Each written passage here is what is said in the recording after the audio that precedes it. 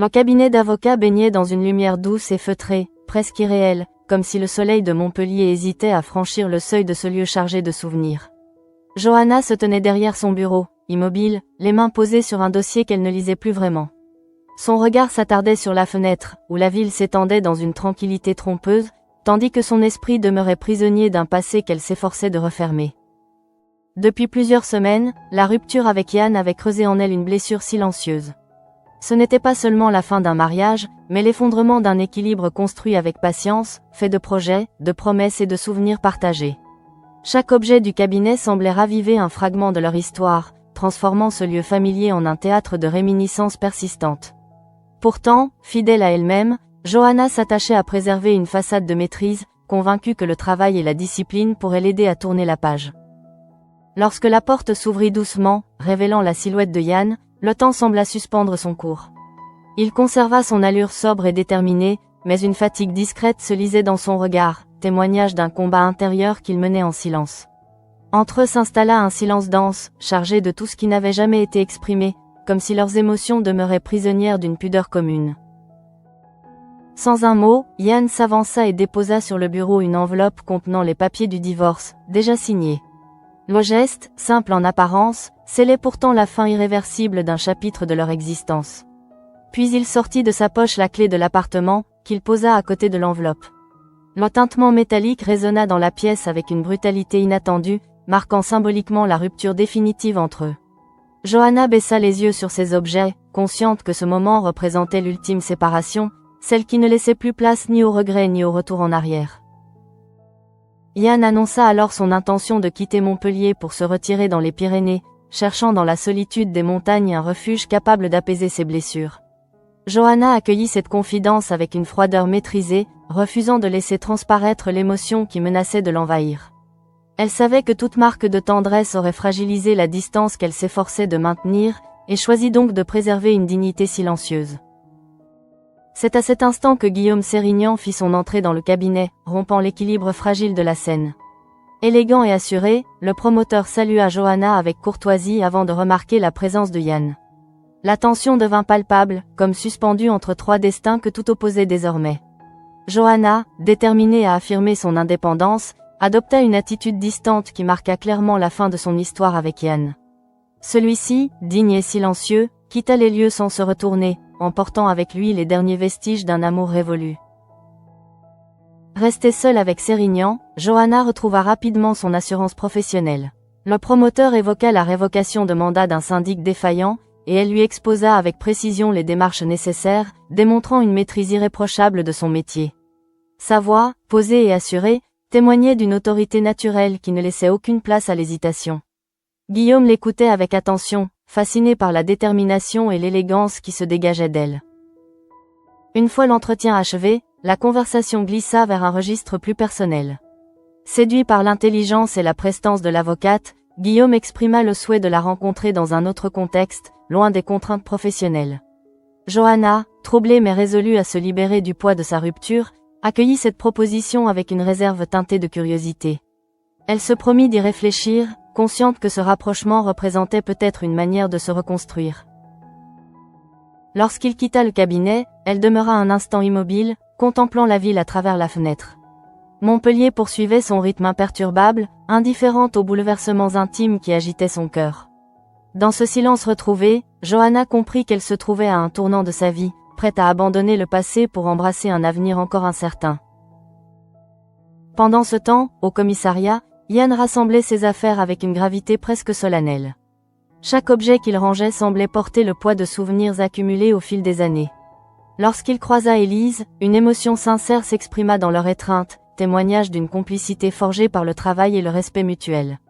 Yann lui annonça son départ pour les Pyrénées, cherchant dans l'isolement une paix qu'il ne trouvait plus à Montpellier.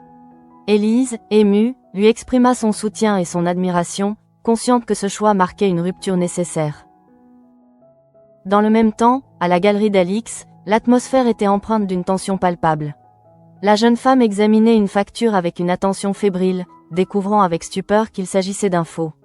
Lorsque José se présenta, elle le confronta sans détour, exigeant des explications et réclamant les noms des propriétaires de la caméra et de l'appareil photo. Derrière son assurance apparente, José sentit l'étau se resserrer autour de lui, conscient que la situation risquait de lui échapper. Parallèlement, Dimitri retrouvait Lucas dans un bar discret, cherchant à soulager le poids de ses secrets. Accablé par les événements, il avoua avoir participé au cambriolage d'un couple de retraités, persuadé qu'il s'agissait d'un plan facile destiné à résoudre ses difficultés financières. Cependant, la réalité s'était révélée bien plus sombre que prévu, laissant entrevoir des conséquences dangereuses et imprévisibles. Cette confession, empreinte d'inquiétude et de remords, témoignait de la spirale dans laquelle il se trouvait désormais prisonnier. Au sein de la rédaction, Marc prit quant à lui une décision audacieuse. Convaincu de la nécessité de découvrir la vérité, il proposa à Marie-Sophie de publier un appel à témoins concernant le vidéoprojecteur, en s'appuyant sur la vidéo filmée par Kira. Bien que consciente des risques éthiques liés à cette initiative, Marie-Sophie finit par accepter la publication, reconnaissant la détermination et l'intégrité de son journaliste. Marc se lança ainsi dans une quête périlleuse, prêt à assumer les conséquences de son engagement. Dans un autre quartier de Montpellier, Jeanne Beaulieu feuilletait distraitement le journal Midi Libre lorsque son regard se posa sur la photographie du Super 8. La panique s'empara aussitôt d'elle, révélant la profondeur d'une peur longtemps enfouie. Bouleversée par cette découverte, elle évoqua la prédiction de son père et la catastrophe qu'elle redoutait depuis toujours. Le souvenir d'un mystérieux « elle », dont l'identité demeurait inconnue, surgit alors dans son esprit, faisant planer une ombre inquiétante sur l'ensemble de cette affaire.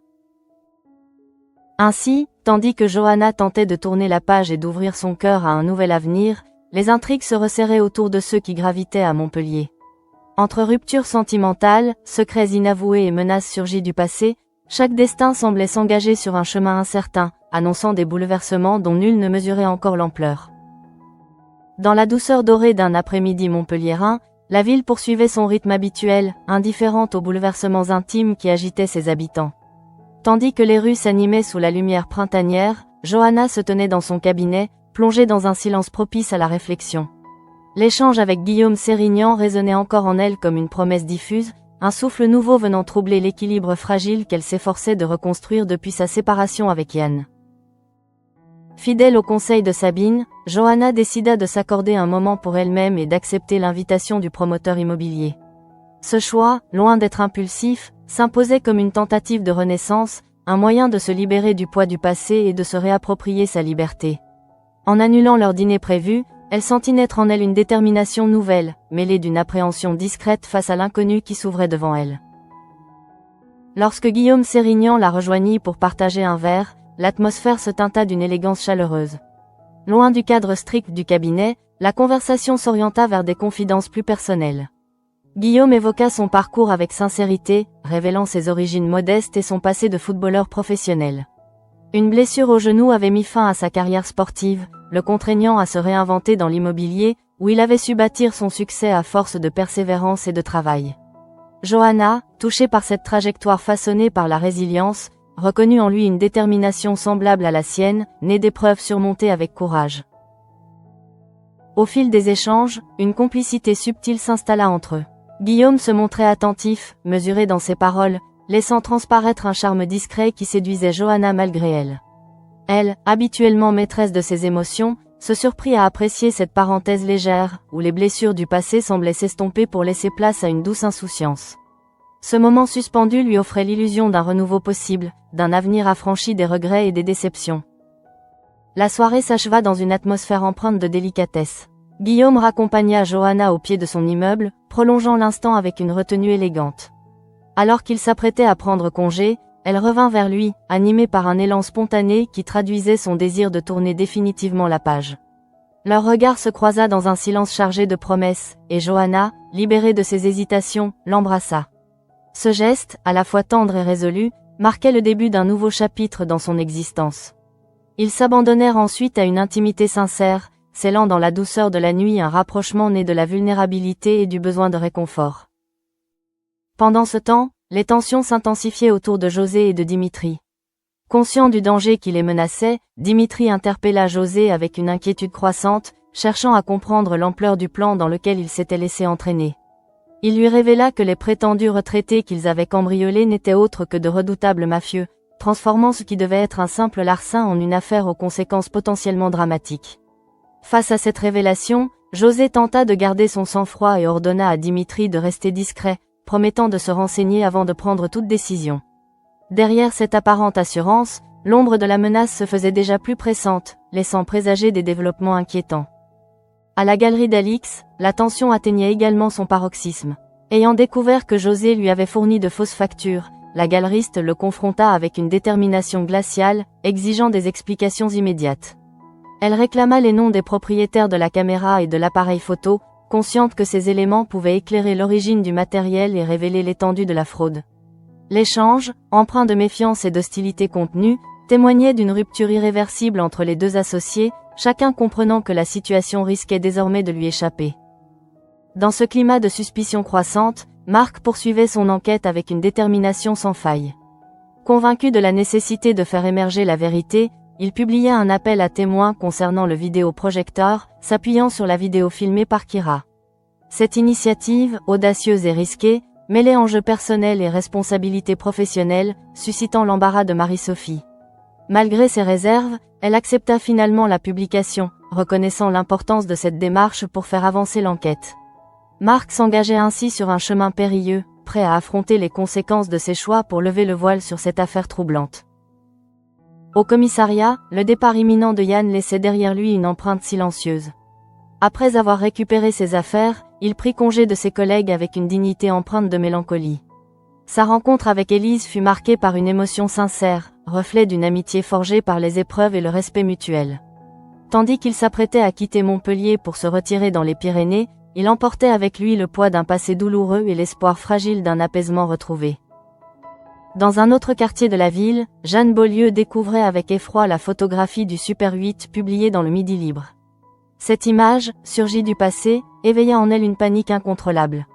Le souvenir de la prédiction de son père ressurgit avec une intensité troublante, nourrissant la conviction que la catastrophe redoutée était désormais inévitable. Bouleversée, Jeanne évoqua la présence d'une mystérieuse, elle, dont l'identité demeurait inconnue mais dont l'ombre semblait déjà planer sur les événements en cours. Cette révélation, empreinte d'angoisse et de mystère, annonçait des bouleversements à venir, dont nul ne pouvait encore mesurer l'ampleur. Ainsi, tandis que Johanna s'abandonnait à la douceur d'un renouveau sentimental aux côtés de Guillaume Sérignan, les intrigues se resserraient autour des protagonistes de Montpellier. Entre passions naissantes, secrets enfouis et menaces insidieuses, chaque destin semblait inexorablement attiré vers un point de rupture. Dans ce jeu d'ombre et de lumière, l'avenir demeurait incertain, suspendu à des choix fragiles dont les conséquences promettaient de bouleverser l'équilibre de chacun. La nuit avait enveloppé Montpellier d'un voile discret, atténuant les bruits de la ville sans pour autant apaiser les tourments qui agitaient ses habitants. Tandis que Johanna s'abandonnait à l'illusion d'un renouveau auprès de Guillaume Sérignan, ailleurs, d'autres trajectoires se dessinaient avec une inquiétante précision, comme si chaque décision prise ce jour-là contribuait à tendre un fil invisible entre des destins appelés à se croiser brutalement. Au commissariat, le départ de Yann laissait derrière lui une impression de vide difficile à nommer. Après avoir rangé ses affaires dans un sac discret, il parcourut une dernière fois les couloirs qu'il connaissait par cœur. Chaque porte, chaque bureau évoquait des années d'engagement, de dossiers traités, de nuits passées à poursuivre des ombres. Il n'y avait dans son regard ni amertume ni colère, seulement une forme d'épuisement lucide, la conscience qu'il lui fallait prendre du recul pour ne pas se perdre entièrement dans les décombres de sa vie personnelle. Sa rencontre avec Élise fut empreinte d'une gravité silencieuse. Entre eux, les mots semblaient superflus, tant leur complicité reposait sur une compréhension instinctive. Élise percevait la blessure que Yann s'efforçait de dissimuler derrière sa retenue. Elle savait que son départ pour les Pyrénées ne relevait pas seulement d'un besoin de solitude, mais d'une tentative de se reconstruire loin des regards et des souvenirs. Leur étreinte, brève mais sincère, scella un adieu provisoire chargé d'émotions contenues. Dans le même temps, la tension autour de José et Dimitri prenait une tournure plus inquiétante. Après la révélation que les prétendus retraités cambriolés appartenaient en réalité à un milieu mafieux, la panique s'était insinuée dans l'esprit de Dimitri avec une violence croissante. Ce qui lui avait semblé être un coup facile, une solution rapide à ses problèmes financiers, se révélait désormais comme un piège aux conséquences imprévisibles. Le sentiment d'avoir été manipulé ou mal informé alimentait en lui une colère mêlée de peur. Face à lui, José tentait de conserver une façade d'assurance, répétant qu'il fallait rester discret, ne pas attirer l'attention, attendre d'obtenir davantage d'informations avant d'agir. Pourtant, derrière cette apparente maîtrise, son regard trahissait une nervosité grandissante. Il comprenait que la situation lui échappait peu à peu et que le moindre faux pas pouvait les exposer à des représailles dont il ne mesurait pas encore l'ampleur. Le plan initial, pensé comme une opération rapide et maîtrisée, s'était transformé en un engrenage dangereux dont il peinait à anticiper les conséquences. À la galerie d'Alix, la confrontation avec José avait laissé une trace visible. En découvrant la fausseté des factures, la galeriste avait compris que sa crédibilité et sa réputation étaient menacées. Elle n'était pas simplement victime d'une erreur administrative, mais d'une manipulation susceptible de l'entraîner dans une affaire frauduleuse. Sa détermination à obtenir les noms des propriétaires de la caméra et de l'appareil photo ne relevait pas seulement d'une volonté de transparence, mais d'un instinct de survie. Elle savait que si elle ne prenait pas les devants, elle risquait d'être entraînée dans la chute de José. Ulysse, témoin indirect de cette tension, redoutait une escalade. Il estimait qu'Alix aurait dû évoquer plutôt l'implication de José, par crainte que le silence ne devienne complice. La situation lui apparaissait comme un édifice fragile, prêt à s'effondrer au moindre choc. Dans son regard se lisait l'anticipation d'un dénouement brutal, comme si les événements s'accéléraient vers un point de non-retour. Parallèlement, Marc poursuivait son enquête avec une obstination presque téméraire. En publiant l'appel à témoins concernant le vidéoprojecteur, il avait franchi une ligne délicate entre implication personnelle et responsabilité journalistique. L'utilisation de la vidéo filmée par Kira renforçait l'impact de son article, mais exposait également ses motivations à d'éventuelles critiques. Marie-Sophie, bien qu'hésitante, avait accepté la publication, consciente que refuser aurait pu freiner l'émergence de la vérité. Marc savait qu'il prenait un risque, mais il ne pouvait se résoudre à rester passif face aux zones d'ombre qui entouraient cette affaire. Son engagement dépassait désormais le cadre strict de son métier, il s'agissait d'une quête personnelle, presque morale. En déclenchant cet appel à témoins, il espérait provoquer un mouvement, une réaction susceptible de faire émerger un élément décisif. Cependant, il ignorait encore que cette initiative pourrait également attirer l'attention de ceux qui préféraient voir certains secrets demeurer enfouis. Dans un appartement feutré de Montpellier, Jeanne Beaulieu relisait pour la 3e fois l'article du Midi Libre.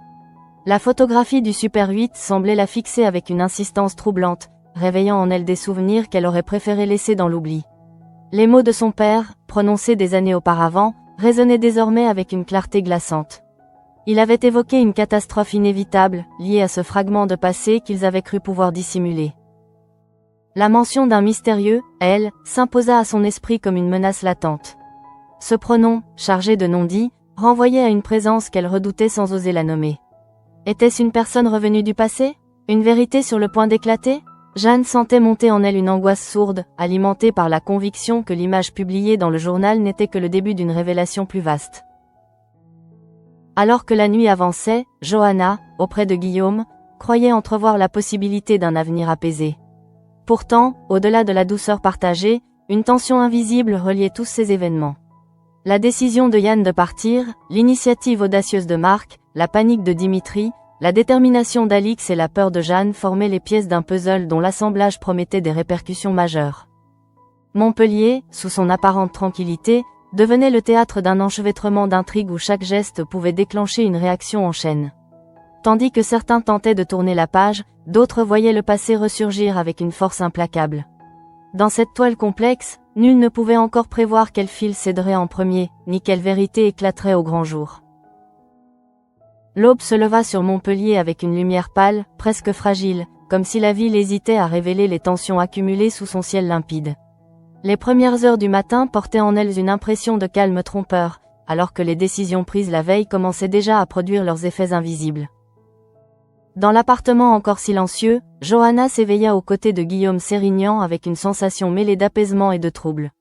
La nuit qu'ils avaient partagée représentait pour elle bien plus qu'un simple élan impulsif. Elle incarnait un acte volontaire, presque stratégique, destiné à refermer définitivement la porte sur son mariage avec Yann. Pourtant, au moment où la réalité reprenait ses droits, elle ne pouvait ignorer la complexité de ce choix. Guillaume, attentif et mesuré, ne cherchait ni à précipiter les choses ni à donner à cet instant une portée excessive. Il évoqua son quotidien avec simplicité, son travail de promoteur immobilier, ses ambitions, ses projets. Johanna l'écoutait avec intérêt, percevant chez lui une assurance forgée par l'effort et la discipline. Il n'appartenait pas au même monde qu'elle, ni à celui de Yann, et c'était précisément cette différence qui l'attirait. Avec lui, rien n'était chargé d'histoire, rien ne pesait du poids des souvenirs. Tout semblait neuf, presque vierge. Pourtant, une part d'elle-même demeurait en retrait, observatrice lucide de ses propres émotions. Était-ce un véritable élan du cœur ou une manière de se prouver qu'elle pouvait avancer sans se retourner? Cette question restait suspendue dans son esprit, tandis qu'elle se préparait à reprendre le chemin du cabinet. Pendant ce temps, Yann prenait la route des Pyrénées.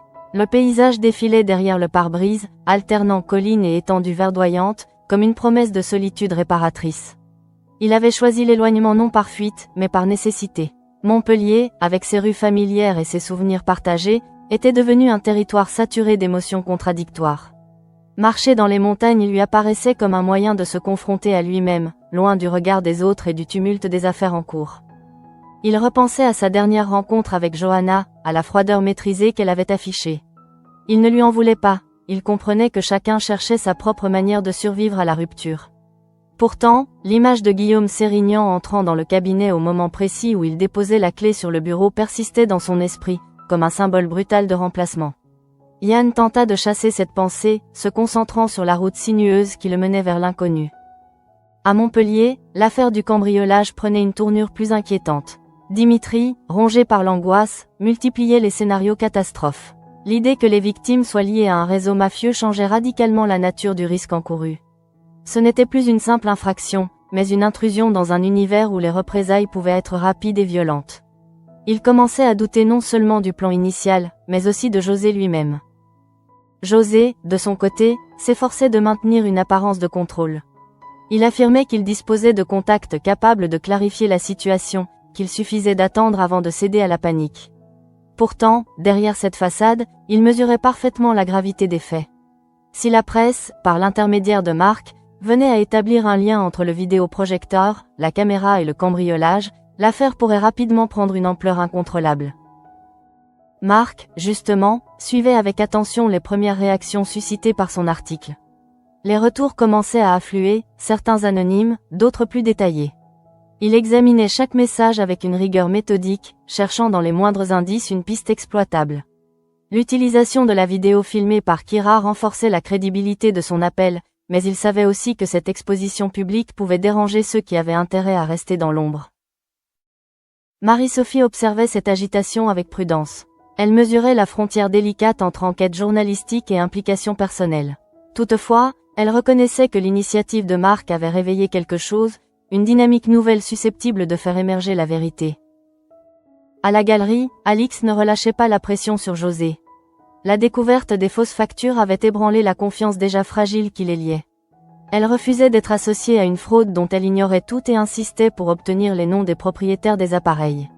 Cette exigence ne relevait pas d'une simple curiosité, mais d'une stratégie défensive.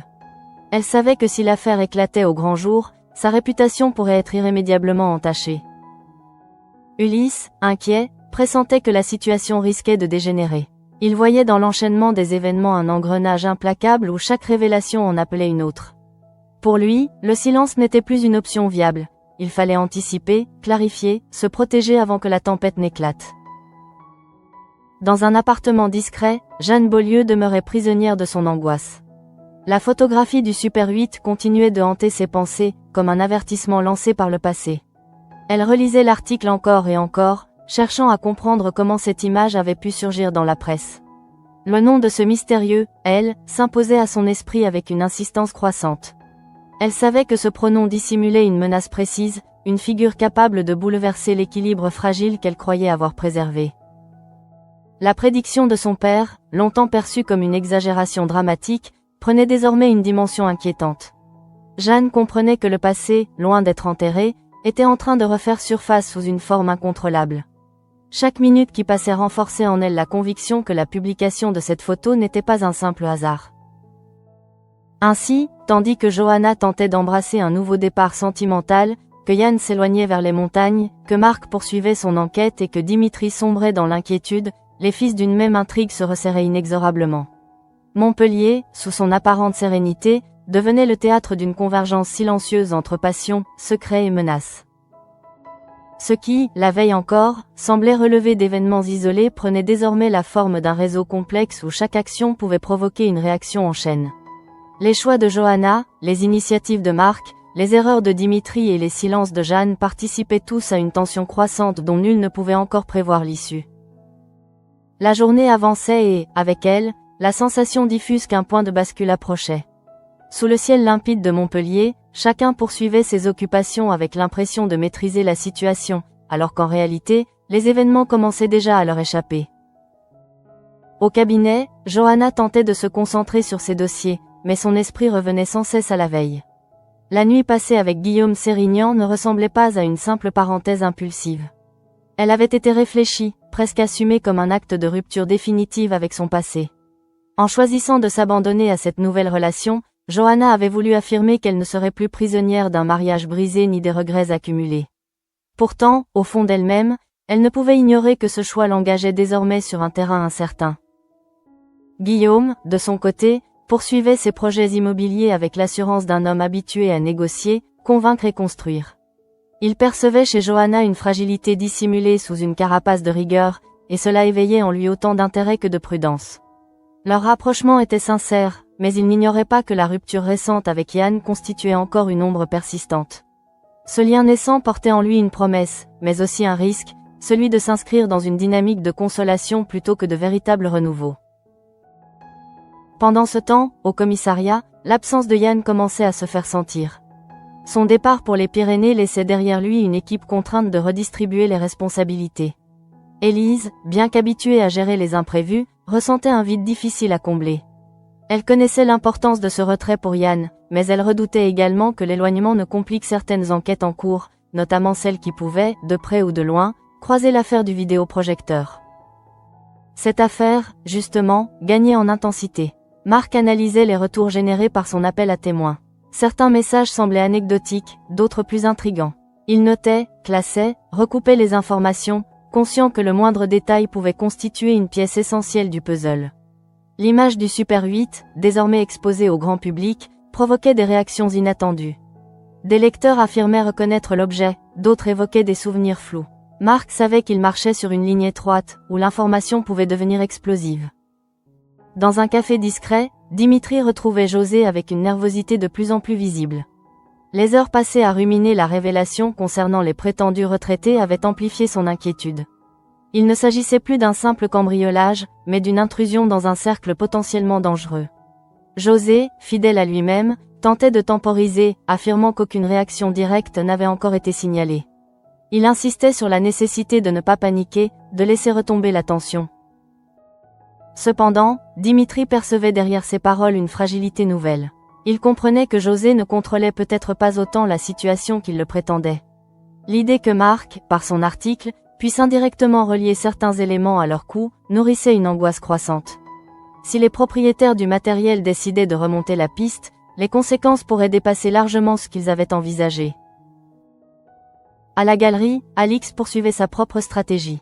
Elle multipliait les vérifications, relisait les documents, cherchant à anticiper toute accusation susceptible de l'atteindre.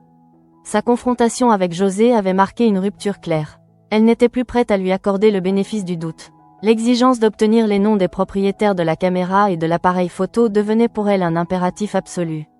Sans ces informations, elle risquait d'être impliquée dans une fraude dont elle n'avait pas mesuré l'ampleur.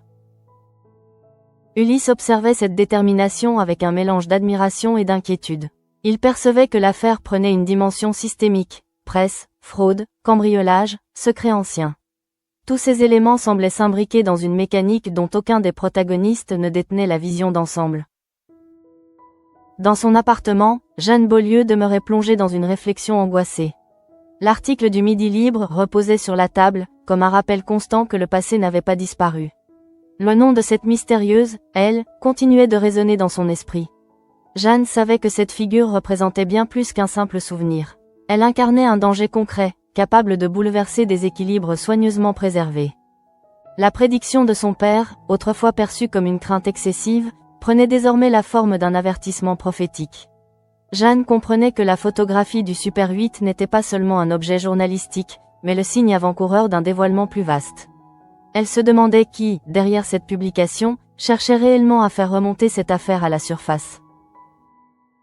Ainsi, tandis que Johanna s'efforçait de construire un nouvel équilibre sentimental, que Yann cherchait dans la solitude des montagnes une forme de paix intérieure, que Marc poursuivait son enquête avec ténacité et que Dimitri s'enfonçait dans la peur, les lignes se resserraient imperceptiblement. Chaque action, chaque décision contribuait à densifier une intrigue où les erreurs du présent risquaient de réveiller les fantômes du passé. Montpellier, sous son apparente normalité, devenait le point de convergence de ces tensions. Et à mesure que la lumière du jour déclinait, une certitude s'imposait, l'équilibre fragile qui tenait encore debout ne tarderait pas à vaciller. À mesure que les heures s'écoulaient, l'impression d'un engrenage en marche devenait plus tangible, même si aucun des protagonistes ne pouvait encore en percevoir l'ampleur totale. Ce qui, quelques jours plus tôt, n'était qu'une succession d'événements distincts commençait désormais à dessiner une trajectoire commune, tendue vers une confrontation inévitable. Dans le calme relatif de son cabinet, Johanna tentait de retrouver une concentration professionnelle irréprochable. Pourtant, derrière chaque signature apposée, derrière chaque argument juridique formulé avec précision, une réflexion plus intime persistait. Elle savait que sa relation naissante avec Guillaume Sérignan ne passerait pas inaperçue. Montpellier était une ville où les cercles se croisent, où les trajectoires professionnelles et personnelles s'entremêlent inévitablement. Guillaume, promoteur ambitieux et stratège, n'était pas un homme anodin. Son monde était fait de négociations serrées, de rapports de force discrets, de réseaux d'influence. En s'approchant de lui, Johanna ne s'engageait pas seulement dans une aventure sentimentale, elle pénétrait dans un univers où l'apparence et la maîtrise sont des armes essentielles. Cette perspective ne l'effrayait pas, mais elle l'obligeait à rester lucide. Elle refusait de devenir un simple chapitre dans la vie d'un homme habitué à conquérir. Pendant ce temps, dans les Pyrénées, Yann avançait sur un sentier escarpé, laissant derrière lui la rumeur constante de la ville. Chaque pas sur la roche irrégulière semblait correspondre à une tentative de mettre de l'ordre dans ses pensées. Il revivait les derniers instants passés au cabinet de Johanna, la clé posée sur le bureau, l'apparition de Sérignan. Il ne s'agissait pas d'un simple jalousie, mais d'un constat brutal. Johanna avançait déjà, tandis que lui restait suspendu dans un entre-deux douloureux. Pourtant, dans le silence des montagnes, une forme de clarté commençait à émerger. Il comprenait que son départ n'était pas un abandon, mais une nécessité. Pour revenir un jour plus fort, il devait d'abord accepter la perte. Loin des intrigues et des affaires en cours, il tentait de se reconnecter à une version plus simple de lui-même, débarrassé du poids des responsabilités affectives. À Montpellier, l'enquête journalistique de Marc continuait de produire des effets imprévus. Les témoignages reçus à la suite de l'appel publié prenaient une tonalité plus précise. Certains messages évoquaient des transactions suspectes, d'autres mentionnaient des circuits de revente inhabituels pour du matériel similaire. Marc commençait à percevoir un réseau plus vaste, dépassant le simple cambriolage. Il prenait conscience que le vidéoprojecteur, la caméra et l'appareil photo n'étaient peut-être que des éléments périphériques d'une organisation plus structurée. Cette hypothèse renforçait son instinct, quelque chose d'important était en train de remonter à la surface. Toutefois, plus l'affaire gagnait en complexité, plus le danger potentiel augmentait. Cette montée en tension n'échappait pas à Dimitri. Chaque nouvelle publication, chaque commentaire sur les réseaux sociaux, chaque allusion dans la presse alimentait sa crainte d'être identifié. Il oscillait entre la tentation de disparaître quelques jours et celle de se confronter directement à la situation pour en finir. José, toujours déterminé à temporiser, maintenait qu'aucune menace concrète ne s'était encore manifestée. Pourtant, l'assurance affichée par José se fissurait peu à peu. Il comprenait que l'article de Marc avait modifié l'équilibre initial. Ce qui relevait d'un acte isolé pouvait désormais s'inscrire dans un schéma plus large, susceptible d'attirer l'attention de personnes peu enclines à régler leurs différends par des voies légales. À la galerie, Alix multipliait les démarches pour protéger sa position. Elle vérifiait ses archives, sollicitait des confirmations écrites, cherchait à établir une traçabilité irréprochable de ses acquisitions. Elle refusait que son nom soit associé à une fraude ou à un trafic. Sa détermination à obtenir les noms des propriétaires du matériel devenait un enjeu stratégique. Plus elle tardait à clarifier la situation, plus elle risquait d'être entraînée dans une spirale judiciaire. Ulysse, témoin attentif de ses mouvements, comprenait que la confiance était désormais rompue. L'époque des arrangements implicites semblait révolue. Chacun cherchait à se protéger, à anticiper un choc qui paraissait inévitable. Dans son appartement, Jeanne Beaulieu poursuivait sa réflexion avec une angoisse grandissante. L'image du Super 8 ne quittait pas son esprit. Elle comprenait que la publication de cette photographie n'était pas fortuite. Quelqu'un, quelque part, avait choisi de mettre cet objet en lumière. Était-ce une simple coïncidence journalistique ou le prélude à une révélation plus vaste ? Le pronom « elle » qu'elle redoutait tant, revenait comme une incantation silencieuse. Jeanne savait que si cette figure venait à émerger publiquement, des secrets enfouis pourraient éclater. Les conséquences ne concerneraient pas seulement sa propre réputation, mais pourraient toucher un cercle bien plus large. Ainsi, au fil des heures, une convergence invisible prenait forme.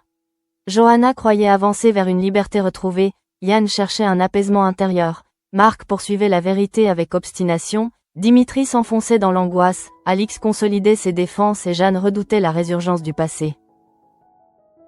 Tous évoluaient dans des sphères apparemment distinctes, mais un fil commun reliait leur trajectoire, le Super 8, le matériel volé, les secrets qu'il semblait contenir et les révélations qu'il promettait.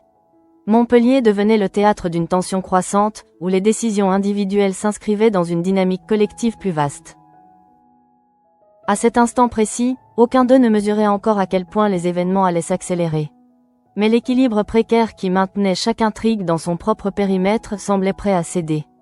Et lorsque ce point de rupture serait atteint, il ne serait plus possible de revenir en arrière. La lumière du soir retombait lentement sur Montpellier, enveloppant la ville d'un éclat doré qui contrastait avec l'intensité des tensions souterraines en train de s'y nouer. En apparence, chacun poursuivait sa route, convaincu de maîtriser ses choix. Pourtant, une dynamique plus vaste, presque imperceptible, reliait désormais leur trajectoire. Johanna, revenue à son cabinet après avoir partagé une parenthèse intime avec Guillaume Sérignan, se surprenait à ressentir une forme de légèreté qu'elle n'avait plus connue depuis longtemps. Elle avait voulu se prouver qu'elle était capable d'avancer, de reconstruire, de ne pas rester figée dans l'échec de son mariage. L'image de Yann déposant la clé sur son bureau demeurait vive dans son esprit, mais elle ne suscitait plus la même douleur immédiate. Elle était devenue un symbole, celui d'une page tournée. Pourtant, en s'engageant auprès de Guillaume, elle avait ouvert une autre porte.